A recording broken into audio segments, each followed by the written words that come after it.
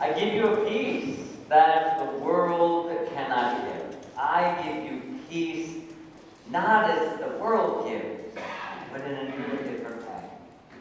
This is the promise that Jesus gives to us today in the gospel. My peace I give to you is not anything you know anywhere else. Not like the world. It is something different. It was the first gift that Jesus extended to his apostles, as you recall, on Easter. That he appeared to them locked in that room. They were afraid for their lives. And the very first thing he said to them, peace be with you. He wanted to give them this gift of resurrection peace. And he wants to give it in a way that they did not have it before. Jesus gives us a peace that isn't dependent on anything outside. How does the world give us peace? The world gives us peace in a completely different way. It's very temporary, very transient. It can change on a dime. Because the peace of the world is not built on anything that's going to last forever. It's built on moments and circumstances. About 3/4 of the way through our Mass, we will hear the invitation, exchange with one another. Let us share with one another the sign of peace. And I think sometimes we do that unconsciously or automatically. We don't really think about what we're doing.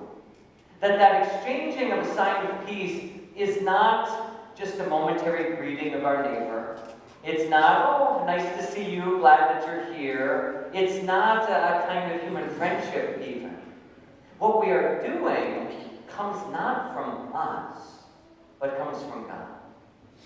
I remember when I was a boy at St. Isidore's in Columbus, we went to school Mass. I remember watching Mass from the congregation, and Father Price stood at the altar here at that time, and there were 2 altar boys on this side and 2 altar boys on this side, and he said, let us exchange the sign of peace with one another. And then he shook these guys' hands, and he shook these boys' hands, and then they left the sanctuary and went down the aisle and shook the hand of every person on the end. And when you received that handshake, you turned and gave it to the person next to you. And so you literally saw the peace flow from the altar down the aisle into every person. There was a conscious awareness that the peace we give to the people around us doesn't come from me.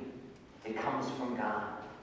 It doesn't come from us. It comes from Jesus, who is now present on our altar at that point in the Mass. So we can experience that peace because he is risen.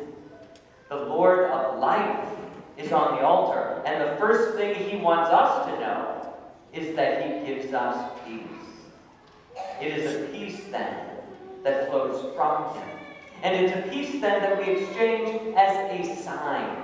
It doesn't come from us. It comes from God.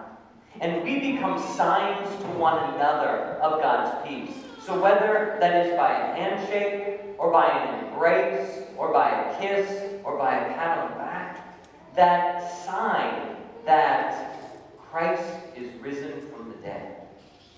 And you can have hope. And you can live in love. And you can know joy. And it doesn't come from me, it comes from him.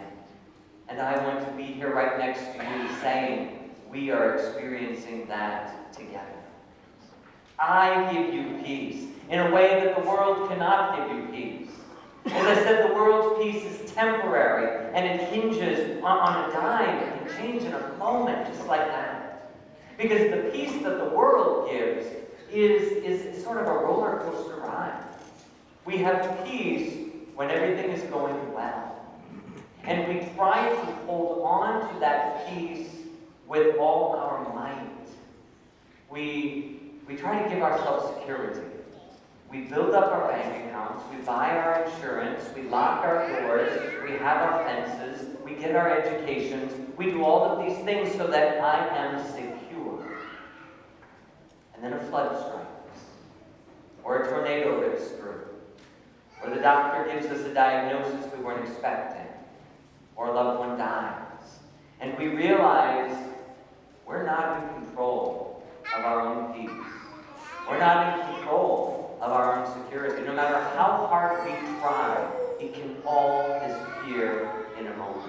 the market can crash, the world can end. And they didn't bother to ask me.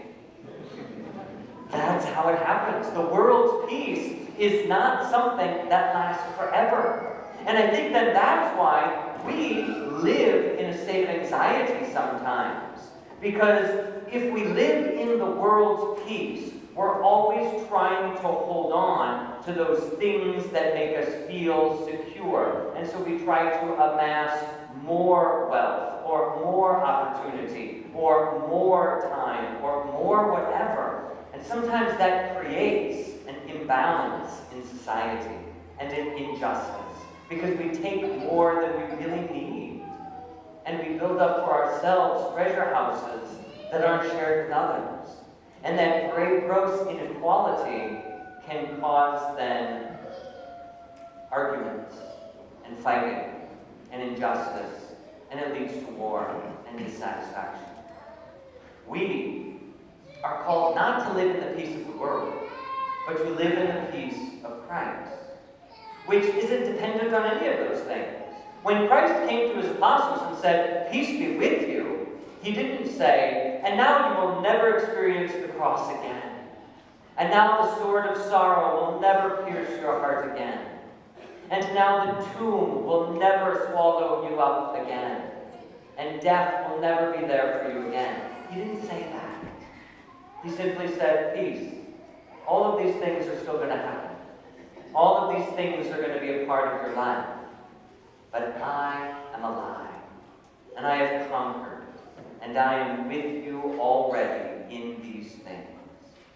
So when we find ourselves in darkness, and when we find ourselves grieving, or when we find ourselves struggling, or wherever we find ourselves, we can know Christ is already there. That's the peace that we have.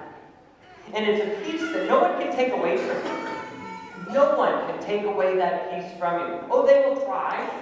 And they will try to stir us up, and they will try to scare us, and they will try to rip us out of that peace. But it is a peace that is intangible, because it's rooted in our soul. And it's rooted in our minds. I am risen, and I am living with you, and in you, and through you. You can't take that away. That is what has allowed saints to conquer. Saints are able to avoid temptation. They're able to overcome natural inclinations. They're able to overcome passions. They're able to overcome all kinds of temptation and sin because of Christ's peace dwelling within them. It's why martyrs are able to be victorious.